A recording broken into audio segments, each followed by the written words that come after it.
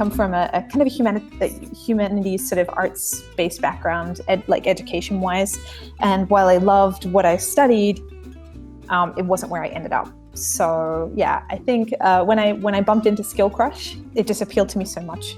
Like, they had all of the sort of opinions and attitudes towards working and living that really resonated with me. And also had a different opinion that it doesn't have to be something that you started learning when you were 12 years old, that people can come to it from all walks of life and from all sort of backgrounds. And that's what makes technology a wonderful place to work in, because of the diversity of people who work in it.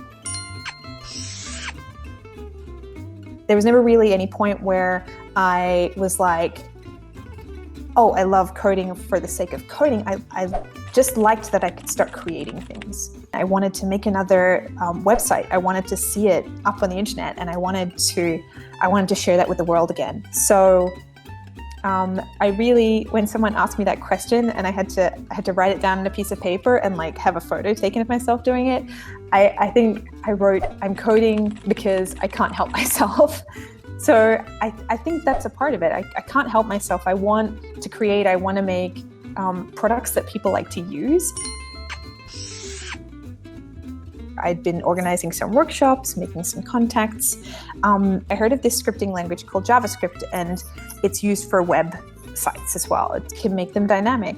And I'm like, I want to do that. I want to graduate from doing static stuff. I want to make it things like jump around and do stuff when I hover over them, things that I couldn't necessarily achieve with CSS, or didn't know that I could anyway at the time. What it really taught me was, being a little bit insecure in my skills, is that you know a lot more than you think you know.